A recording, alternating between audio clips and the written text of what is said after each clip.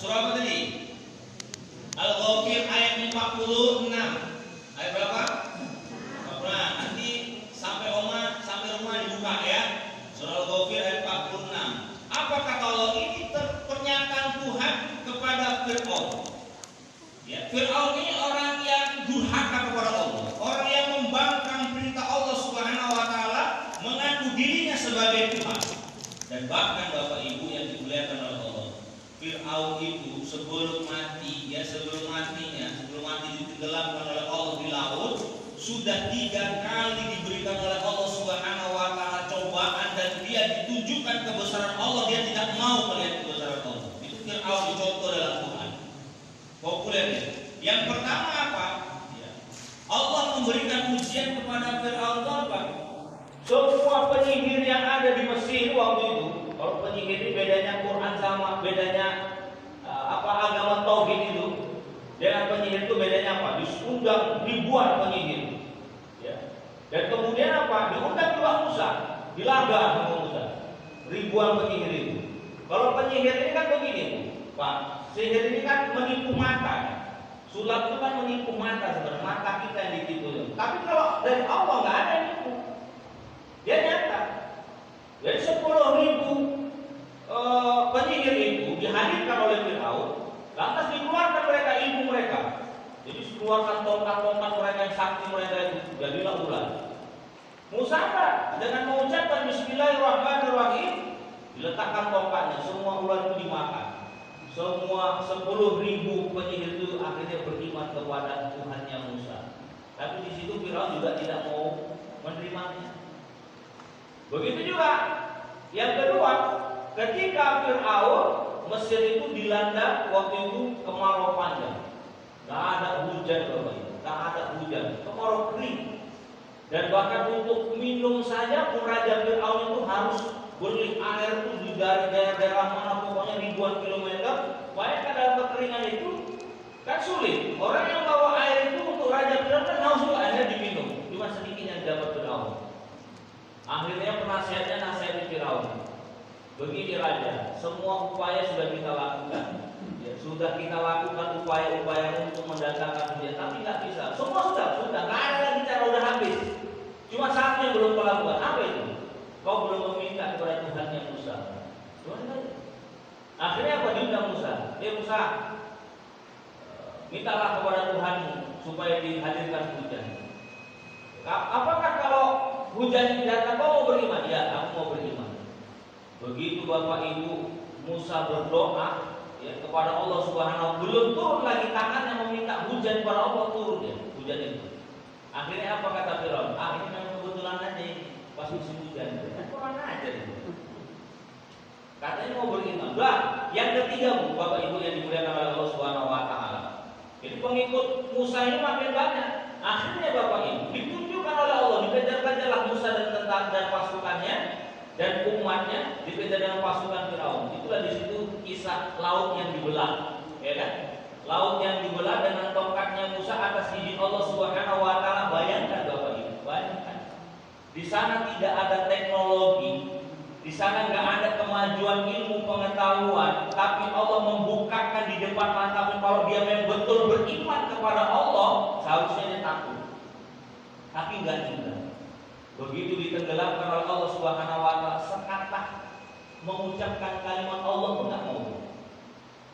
Bapak Ibu nanti bisa lihat di dalam Al-Quran surah Yunus ayat 90 sampai 91.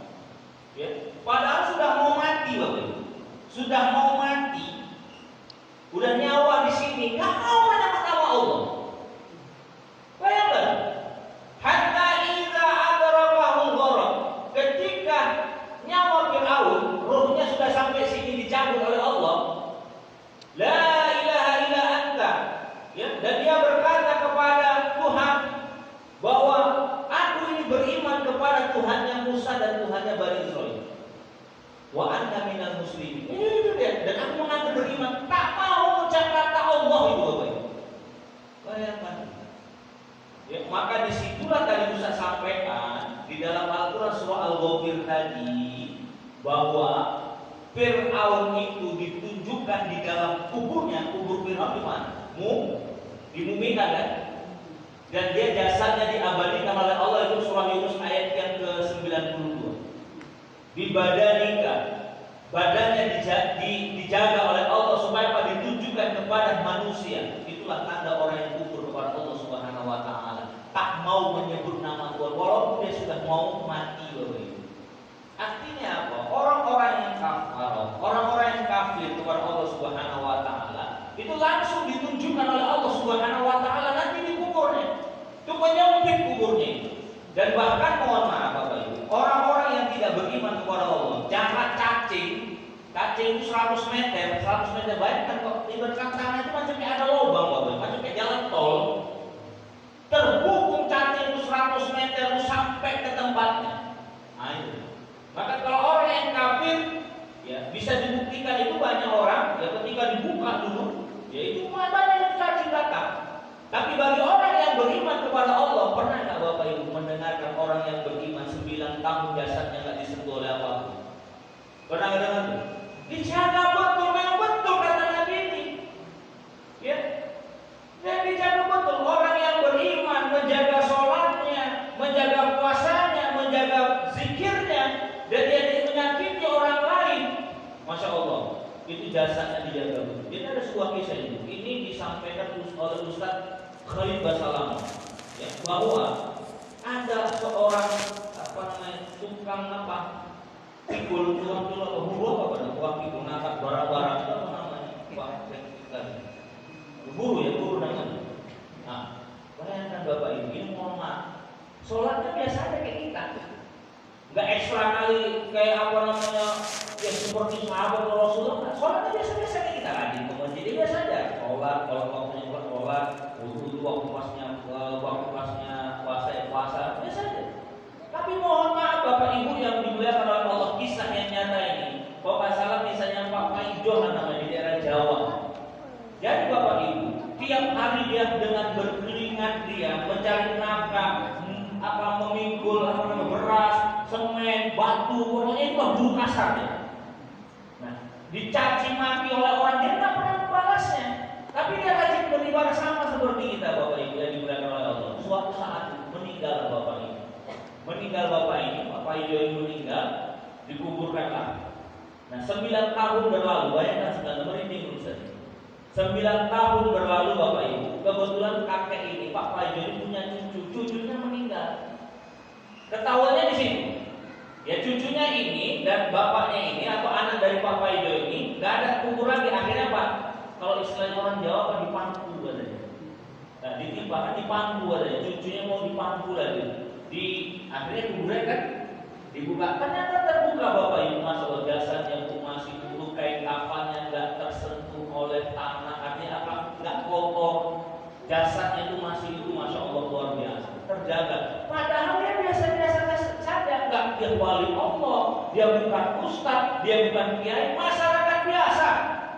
Maka benarlah jadi Rasulullah SAW orang yang mencari nafkah dengan cara yang halal, dengan keringatnya menetes, itulah amal ibadahnya demi anak dan istrinya. Tapi dia tidak pernah melakukan kemaksiatan. Artinya apa? Kerjanya itu halal. Bapak Ibu menjaga kerja dengan halal saja, ya, tidak menyakiti orang, tidak mengambil hak orang. Ibadah kita biasa-biasa saja, nggak terlalu berlebihan, nggak seperti para wali Allah dan sebagainya. Dan kita betul-betul ikhlas ya dalam mencari nafkah itu, maka jasad kita Bapak Ibu dijaga. Orang semua nggak nyangka Bapak ini biasa saja Bapak Ibu ini, tapi luar biasa Allah menjaga jasadnya selama 9 tahun. Jadi Bapak Ibu nggak usah takut kita ibadah kita biasa saja, tak terlalu berlebihan sekali, tapi kita menjaga makan kita, menjaga nafkah kita, menjaga pekerjaan kita dari sesuatu yang diharamkan oleh Allah Subhanahu wa taala, maka dijamin jasad kita itu akan dijaga oleh kubur itu. Itu janji. Jadi apa? Jasad tadi, apa namanya? Kubur tadi. Mudah-mudahan kita termasuk bagian dari orang kubur. Amin. Ya Rabbal alamin. Bapak Ibu yang dimuliakan dan dirahmati Allah Subhanahu wa taala, ada sesuatu hal nanti kita dikubur itu untuk meringankan siksa kubur. Jadi sebenarnya Ustaz, siksa kuburnya ada enggak? Jadi Bapak Ibu jangan pernah kita bayangkan siksa kubur itu. Jangan pernah kita bayangkan siksa kubur itu misal orang yang tak sholat ditokokin kepalanya, dipalu-palu. Itu untuk menggambarkan gambaran anak-anak yang belum balik. Begitulah ngerinya kalau seandainya kalian tak sholat, itu aja. Tapi bagi orang yang dewasa, bagi kita yang tua, bukan setara itu lagi untuk memahami siksa kubur. Yang dikatakan ada siksa itu bukan berarti tadi yang saya jelaskan, akan tetapi Allah tunjukkan kengerian. Ya. Allah tunjukkan kedahsyatannya, begitu ngerinya lah ketika nanti Anda dikubur itu dibentangkan oleh Allah di barzah itu, ditunjukkan neraka. Itulah siksa nanti yang akan hadapi. Jadi sebelum siksa yang sesungguhnya di neraka, Anda itu sudah tersiksa di mana? Di dalam kubur melihat itu seperti seolah Anda akan lari, tetapi kita tidak bisa lari. Orang yang tak sholat, Allah tunjukkan neraka apa? Neraka sakor. Masalah gabut di sakor. Kenapa kau masuk neraka sakor? Qaulun dan minal musallin. Jelas Bapak Ibu. Neraka sakor itu neraka yang paling bawah. Neraka yang paling dasar itu jelas. Maka Nabi itu mengingatkan bahwa sholat itu adalah tiangnya agama. Jadi jangan kita langgar itu. Maka Allah tunjukkan itu orang yang tidak sholat itu neraka sakor. Orang yang berzina Allah tunjukkan itu neraka wil. Ini sangat luar biasa. Jadi siksa kubur itu begitu. Jadi untuk meringankan daripada itu, Nabi mengingatkan kepada kita memperbanyak mohon ampun kepada Allah, istighfar. Sehebat apapun dosa kita, sebesar apapun dosa kita, ya ayyuhalladzina amanu tubu ilallahi taubatan nasuha, dengan ucapan apa? Istighfar. Tapi jangan diulang-ulangi, apapun astagfirullahaladzim, enggak mau lagi kayak gini, utang-utang enggak mau lagi. Besok udah lunas utang lagi ya kan. Beda-beda lagi kemarin dan ini. Apa banyak tobat-tobat sambal lagi gitu ini banyaknya. Itu dia, memperbanyak istighfar. Dan kemudian apa? Memperbanyak doa. Terutama kita doa ampunan kita kepada Allah. Walaupun ringan sebenarnya itu luar biasa. Allahumma firli wali walidayya warhamhuma kama rabbayani. Sebenarnya itu ringan, tapi itu sangat meringankan apa nanti siksa kubur manusia. Terutama orang tua kita Bapak Ibu. Kalau Bapak Ibu sayang, cinta kepada kedua orang tua, ya kepada leluhur kita, maka doakan itu. Jangan pernah bosan-bosan, itu nyampe Bapak Ibu. Kemudian apa? Memperbanyak apa? Amal soleh, sedekah kita, dan menolong banyak orang dan tidak menyakiti orang.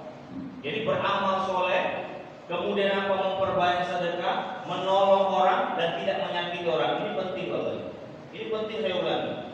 Bersedekah, menolong banyak orang, jangan menyakiti orang, ini penting. Kenapa demikian? Mohon maaf Bapak Ibu, ya, mohon maaf. Inilah yang menghubungkan kita nanti untuk meringankan siksa kubur kita. Jadi ada kisah ini dari Bani Israel, kalangan Bani Israel. Ini kisahnya populer lah, Bapak Ibu tahu itu. Ya, dari dulu semenjak ustaz-ustaz sampai sekarang disampaikan. Ada seorang pelacur Bapak Ibu. Ya, pelacur melihat binatang. Binatangnya apa namanya? Takut kali ngomong anjing. Ya, melihat seekor anjing Bapak Ibu. Dia kehausan.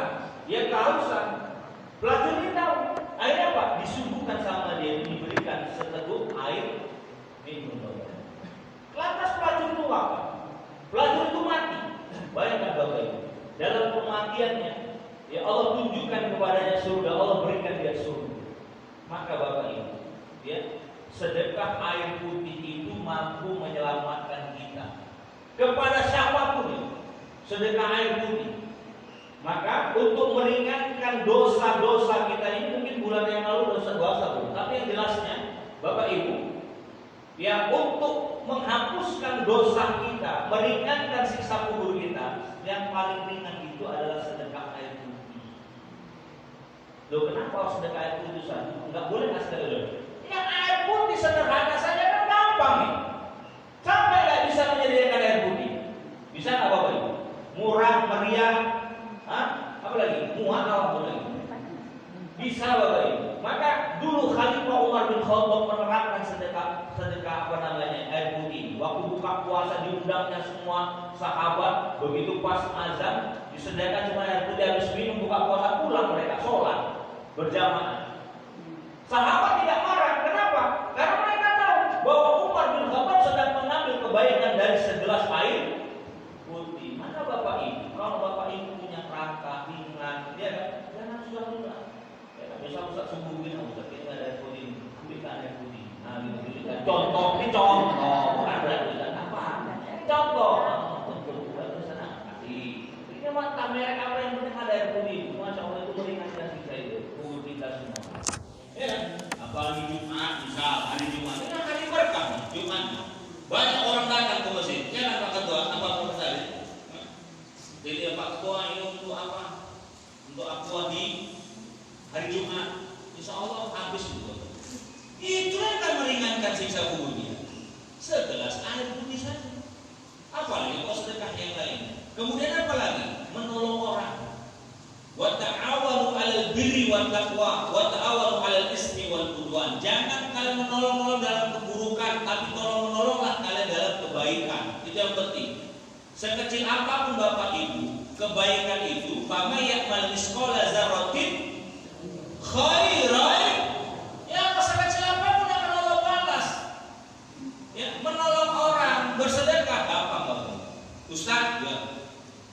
Aku nih Pak Ustaz, kalau sedekah materi nggak ada Pak Ustaz. Oke. Kalau sedekah tenaga, nah itu juga aku agak sakit Pak Ustaz. Gampang Bapak Ibu. Sedekah ini kan banyak. Sedekah ini banyak. Ada sedekah materi, ada sedekah non materi. Contoh sedekah non materi itu apa Ustaz?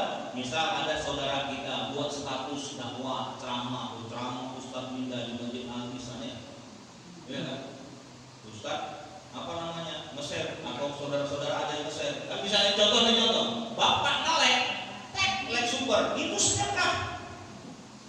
Membuat orang senang, wah putih, nge-like, sedekah Pak. Maksudnya Pak? Tapi jangan pula status orang misal maki-maki orang, dasar saudara